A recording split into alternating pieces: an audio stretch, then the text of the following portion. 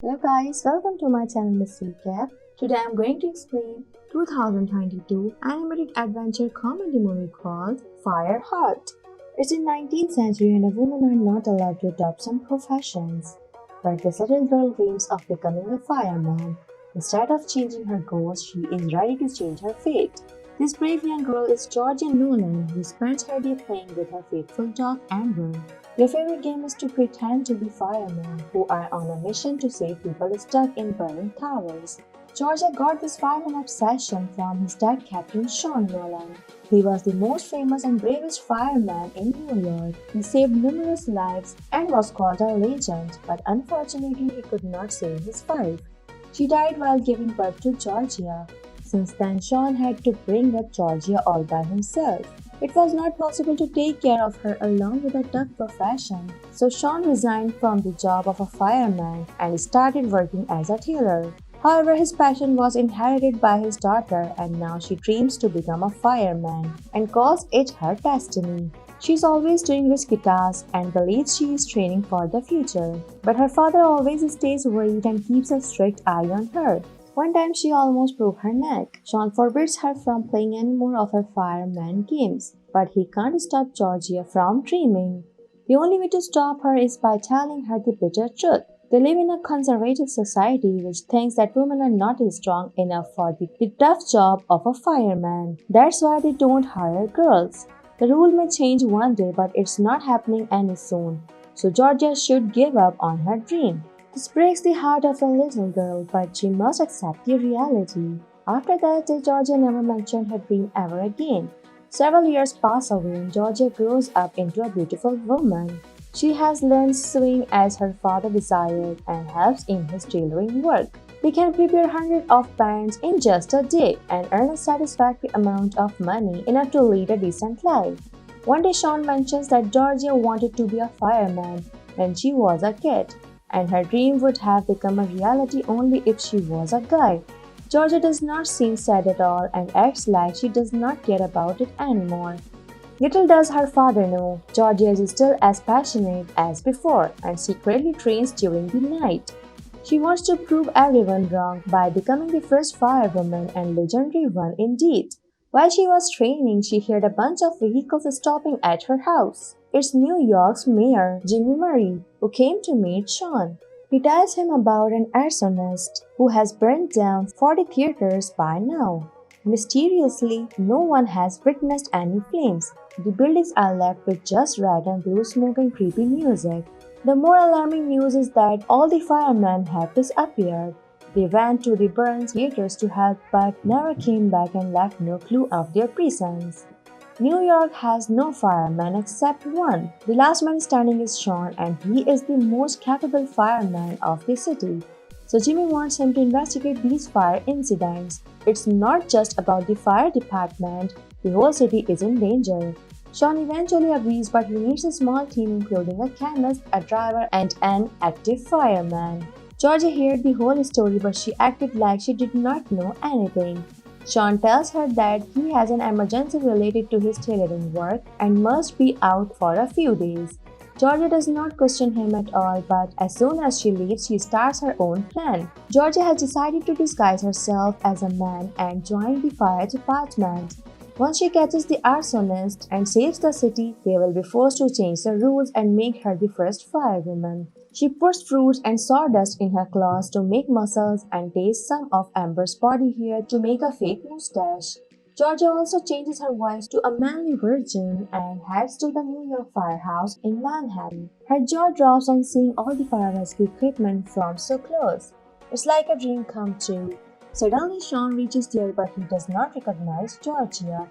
She introduces herself as Joe and claims to be a fireman who has been training for days. She joins other team members, which includes a young chemist named Ricardo who does not seem to have a professional degree in science, and a driver named Jim who likes having the legalese for this job. This is the best team Jimmy can find right now, as no one is willing to risk his life. They also don't have time to investigate Georgia's origin as another theater is targeted by the one arsonist. They all get on the truck and they drive towards the targeted location.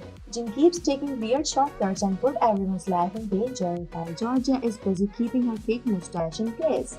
On reaching the theater, they witnesses the rumored-colored smoke with their own eyes. Sean meets Captain Neil, chief of the New York Police Department, who assures that the building is evacuated already. Sean tells Georgia to connect the water pipe, but she forgets to check the pressure and keeps flying here and there along with the water pipe. Sean saves her and grabs the pipe. Afterward, he uses the ladder to get inside the building with Georgia. Sean tells her daughter to stay close to him, but she sees something moving and follows it. It appears to be a figure hidden in the smoke who threatens Georgia and throws an orb at her. Sean calls Georgia and they somehow manage to get out of the building safely. Sean gets really angry and scolds his team for their incompetence. Jin is an expert driver from a cab company who falls asleep all of a sudden. Ricardo is a coward who can't do any research without the assistance of his mommy, and Joe lied about having professional training. Sean tells Georgia to never show her face, but she keeps begging to let her stay.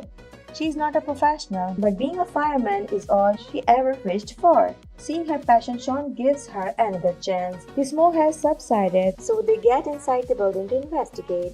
They reach the auditorium, but it makes them more confused. All the seats are burned, but they are still standing in their place. Georgia steps on the stage and finds a weird pattern in front. It looks like the arsonist assumes himself as a performer who is presenting art on the stage. Georgia shows the orb she got from the arsonist, and Sean believes it may help them in the case. Jimmy is using this crisis to show off how great a mayor he is, so he can get re-elected. Georgia starts to suspect if Jimmy is involved with the arsonist, but Sean advises her not to jump to conclusions so soon. For the weekend, all the team members go home and Georgia has to run like crazy because she must reach home before Sean. She gets late anyway and climbs to her room through the window. Luckily, Sean does not suspect anything and also believes that Georgia does not know where he actually was. Next week, Georgia dressed up in time and reaches the firehouse. She had also convinced Sean to take Amber with him, so the dog is not alone at home. Georgia has encouraged the team to work harder so Sean can trust them again. Ricardo has reached the orb and it turns out to be a mixture of gunpowder and dynamite, but it is enclosed in an unbreakable glass shield. Jin is also working on learning about new routes, and he also installed an emergency punch to keep him awake. Meanwhile, Georgia has gathered all the proofs like photos and audios. Sean appreciates their efforts, but he believes Georgia needs more training. They use simulation rooms for this purpose, and Sean teaches Georgia that she must walk with a purpose. Before acting, she must analyze the situation and assess the risk. Seeing how passionate Joe is, Sean is reminded of her daughter without realizing that it's actually Georgia training with him. All the theaters are closed, but a singer named Miss Divine keeps coming back and insists on letting her perform her next show. Sean tries to explain the risk, but Miss Divine keeps performing and asks her assistant Pauline to pull up the ropes. Unfortunately, the pulse malfunctions and Miss Divine gets brutally injured. Pauline gets worried because she may lose her job. Georgia cheers her up and advises her to follow her dream instead of working on petty jobs. Pauline believes it's easier for men, so Georgia reveals her actual identity to show how much she is doing just to achieve her goals. Suddenly, Jimmy passes by and Georgia wonders what he is doing here. He goes inside a room and slightly plays a familiar music tune. Georgia recognizes it immediately. It is the music she hears from the arsonist. After getting back to the firehouse, Georgia suggests playing the music near the orb. It explodes and also hypnotizes Sean and Jen, while Georgia and Ricardo are fine as they were not looking at the orb. Ricardo is frozen to his place as he is really mommy boy, but Georgia keeps encouraging him. Ricardo finally gets in the sense and takes the victims outside while Georgia puts off the fire. Sean admires his team and accepts that they are not that bad. Now they have figured out that the fire can be extinguished with water, so they set up water pipes in the auditorium. The security is really high, so no one can enter the theater without letting the police know. Georgia notices Pauline nearby, who announces that she is going to New City to follow her dreams. She just came to pick up some belongings from the theater. Georgia tells Pauline to hurry up as the theater is closing soon. Suddenly, the alarm starts ringing. The arsonists trick them and lit the fire in other places instead of the auditorium. Georgia tells Sean that Pauline is still inside, so they get in to save her. Georgia finds her, but the ground breaks and Pauline falls down. Georgia still wants to save her, but Sean believes they should leave the building, otherwise they will die too. Georgia gets really stressed after this incident because she wanted to be a fireman to save people. Sean tells her that he also once failed to save a couple from a burning house and got devastated, but his captain told him that if he wanted to be a real fireman, he has to accept that sometimes bad things happen and he can't do anything about it. He can only let it go. Georgia understands to agree to continue their mission. Jimmy comes there and announces that he is giving this investigation solely to the police department, and he thanks Sean for helping him in publicity of this case. This statement made Jimmy suspicious, so Sean and Georgia followed him. They reach the celebrity restroom and Sean tries to break in, but he accidentally falls on the injured Miss Divine, who is resting inside. They accidentally open a secret passage that leads them to an underground subway that seems to have been shut down years ago. Jimmy reveals that he is having a secret relationship with Miss Divine.